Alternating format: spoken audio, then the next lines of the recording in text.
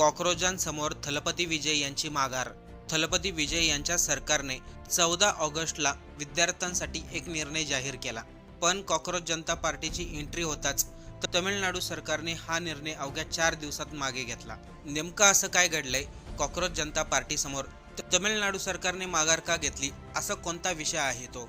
तेच आपण या व्हिडिओमधून पाहू. जेव्हापासून विजय जोसेफ हे मुख्यमंत्री झाले तेव्हापासून ते त्यांच्या धडाकेबाज निर्णयामुळे नेहमी चर्चेत राहिलेत आणि त्या संदर्भामध्ये आपल्या पेजवरती, आपल्या चॅनलवरती आपण अनेक व्हिडिओ अपलोड केलेले आहेत. पण आता पहिल्यांदा असं घडलंय, मुख्यमंत्री झाल्यापासून त्यांना एखादा निर्णय मागे घ्यावा लागला. कॉक्रोच जनता पार्टीचा विजय जरी झाला असला तरी देखील त्या निर्णयामुळे तमिळनाडूच्या मुख्यमंत्र्यांचं कौतुक होतंय. आता सविस्तर ऐका नेमकं विषय काय आहे. कॉक्रोच जनता पार्टी अर्थामध्ये CJP आज संपूर्ण देशामध्ये चर्चेचा विषय ठरलाय.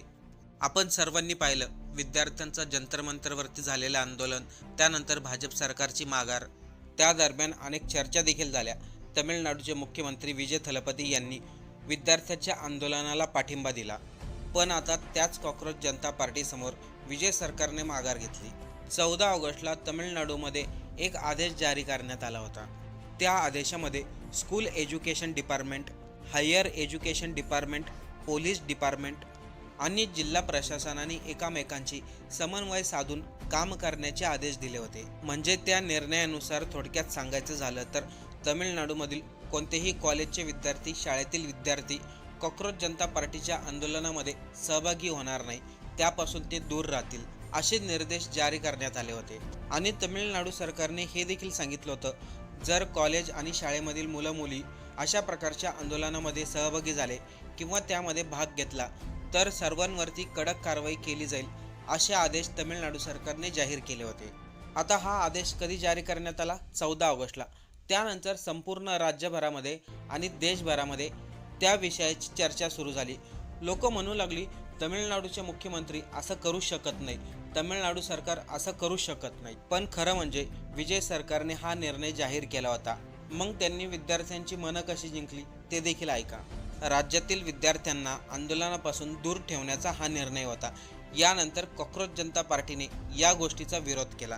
कॉक्रोच जनता पार्टीने स्पष्टपणे सांगितलं, तमिळनाडू सरकारने जो आदेश जारी केलेला आहे तो घटनाबाह्य आहे. सरकारने तातडीने हा आदेश मागे घ्यावा, नाहीतर आम्हाला आंदोलन करावं लागेल.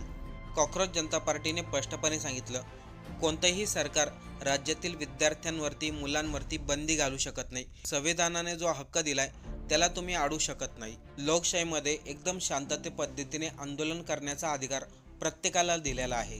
त्यामुळे तमिळनाडू सरकारने विद्यार्थ्यांवरती जे निर्बंध लावलेत ते लगेच मागे घ्या. 14 ऑगस्टला हा निर्णय जाहीर करण्यात आला आणि 19 ऑगस्टला तो मागे देखील घेण्यात आला.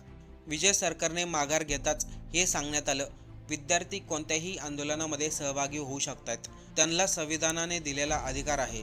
थलपती यांच्या या निर्णयामुळे त्यांनी एक मोठा राजकीय संदेश देखील दिला. सरकारला आपल्या निर्णयाचा फेरविचार करता येतो, विद्यार्थ्यांच्या भावना आपल्याला समजून घेता येतात आणि गरज पडली तर जारी केलेले आदेश मागे घेऊन विद्यार्थ्यांपाठीमागे आपण ठामपणे उभा राहू शकतो. हा संदेश विजय सरकारने या निर्णयामधून दिला. म्हणून या निर्णयाकडे विजय थलपती यांनी माघार घेतली असं न बोलता विद्यार्थ्यांची मनं जिंकण्यासाठी त्यांनी माघार घेतली असं बोलता येईल. त्याचं कारण म्हणजे तमिळनाडूचे मुख्यमंत्री विजय जोसेफ यांनीच नीटची परीक्षा देणाऱ्या विद्यार्थ्यांसाठी एक महत्त्वाचा मुद्दा मांडला होता. जेव्हा देशामध्ये मोठ्या प्रमाणात नीट पेपर फुटीच्या प्रकरणाची चर्चा होत होती तेव्हा हेच तमिळनाडूचे मुख्यमंत्री म्हणाले होते, नीटची परीक्षा रद्द करा, विद्यार्थ्यांना 12वीच्या गुणावरती ॲडमिशन द्या. या नीटमुळे विद्यार्थ्यांना मानसिक ताण होतोय, आर्थिक ताण होतोय आणि विद्यार्थ्यांचं प्रचंड नुकसान होतंय असं देखील त्यांनी सुचवलं होतं. याशिवाय थलपती यांनी असे अनेक निर्णय घेतलेत ज्याची चर्चा संपूर्ण भारतभरामध्ये होत आहे. पण या दरम्यान कॉक्रोच जनता पार्टीच्या संदर्भात आणखीन एक प्रकरण समोर आलं. ते प्रकरण म्हणजे हैदराबादमधील नालसार युनिव्हर्सिटीचा वाद. नालसार विद्यापीठामध्ये अनेक विद्यार्थी प्रशिक्षण घेतात आणि ते वकील होऊन बाहेर पडतात.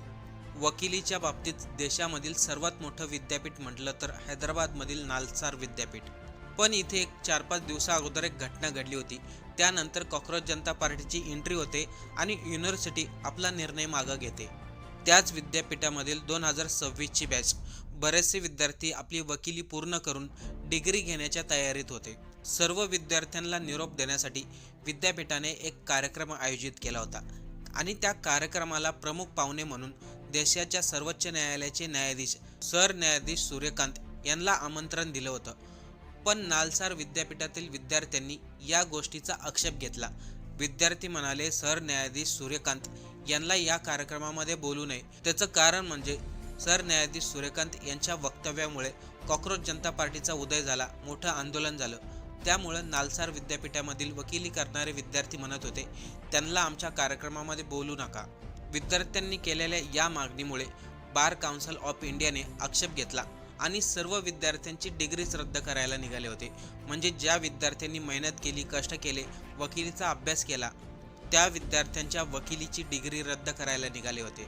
आणि विशेष म्हणजे बार काउन्सिल ऑफ इंडियाचे अध्यक्ष होते भाजपचे खासदार मनन मिश्रा. नालसार विद्यापीठाच्या विद्यार्थ्यांची एकच मागणी होती, सरन्यायाधीश सूर्यकांत यांना प्रमुख पाहुणे म्हणून बोलू नये.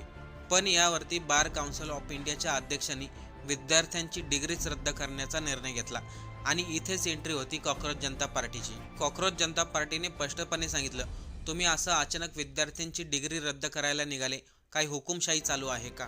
विद्यार्थ्यांनी त्यांच्या निरोप कार्यक्रमामध्ये सरन्यायाधीशांवरती आक्षेप घेतला, त्यांना बोलवायचं नसेल म्हणून तुम्ही काय विद्यार्थ्यांची डिग्री रद्द करणार काय? यावरती बार काउन्सिल ऑफ इंडियाचे अध्यक्ष आणि भाजपचे खासदार मनन मिश्रा यांनी तात्काळ राजीनामा द्यावा अशी मागणी कॉक्रोच जनता पार्टीमार्फत करण्यात आली आणि त्यानंतर 12 तासाच्या आतमध्येच बार काउन्सिल ऑफ इंडियाने आपला निर्णय मागे घेतला. कोणत्याही विद्यार्थ्यांना डिग्रीसाठी अडवलं जाणार नाही. पण या दोन्ही प्रकरणामध्ये चर्चा झाली ती तमिळनाडूच्या मुख्यमंत्री विजय जोशी यांची.